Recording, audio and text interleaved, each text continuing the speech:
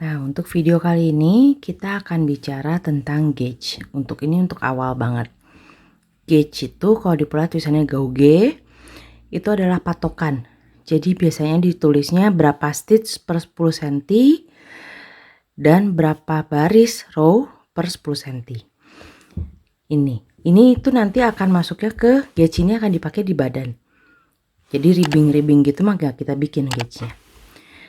Ini untuk si body. Cara bikinnya kita akan cast on. Berapa banyak jumlahnya kita lihat pola. Misalnya pola bilang 20 stitch per 10 cm. Berarti kita minimal untuk bagian stockinette ini yang kotak di dalam ini itu ada 20 stitch. Lebihin satu-satu boleh atau dua-dua boleh. Terus kita akan bikin garter. Fungsinya garter ini atas bawah kanan kiri buat apa? Jadi pas kita blocking dia nggak ngelinting. Jadi gampang dan udah lebih gampang gitu. Jadi gauge itu seperti ini bentuknya.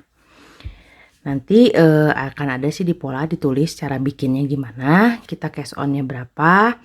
Bikin garter dulu sebanyak berapa. Terus masuk ke stockinette. Di sini tetap garter. Terus nanti ditutup lagi. Gauge ini harus dicuci. Kenapa? Karena ada beberapa benang yang karakternya setelah dicuci dia berubah ukurannya. Kayak kartopu bambu ini dia agak berubah tapi nggak banyak. Tapi ada bambu-bambu lain itu yang dia berubah. Tarikan juga pengaruh. Misalnya ternyata ininya tadinya tarikannya agak longgar supaya dapat gauge-nya gitu, maksudnya bolong-bolong. Jadi nanti pas udah jadi ternyata lebih jatuh lagi gimana itu pengaruh. Jadi untuk ngukur gauge ini dicuci terus di blocking. Di blockingnya nggak usah tarik sampai yang begini, cukup gini aja. Nah, orang-orang juga biasanya, saya juga ketika saya bikin gauge ini saya ikut pola dulu. Misalnya pola bilang 4 mili, saya pakai bagian 4 mili bikinnya. Nah, setelah jadi kira-kira setengah biasanya memang saya ukur dulu. Diukur dulu, saya lihat oh gauge-nya mendekati nih, ya nggak masalah, atau sama, ya nggak masalah.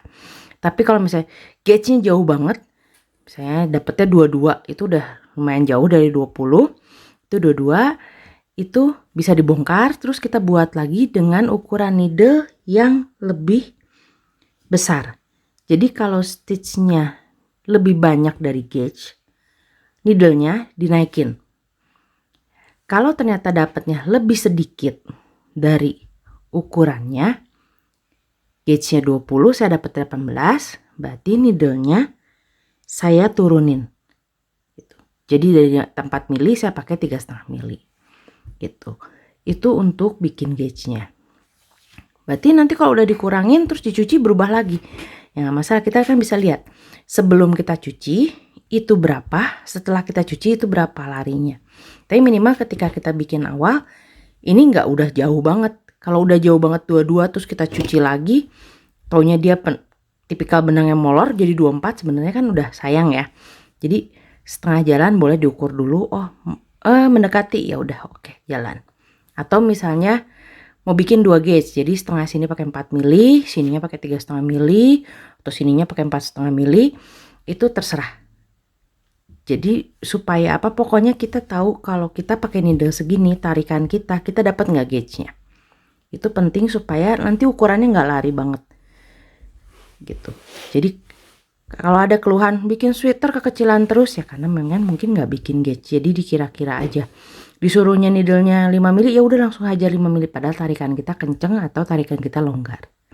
Tiap orang punya tipikal tarikan sendiri masing-masing, jadi baiknya tetap gauge ini dibikin. Buang waktu sebentar di awal, harus nunggu lagi sampai kering terus dihitung lagi, lebih worth it daripada sudah jadi satu sweater tapi nggak bisa dipakai.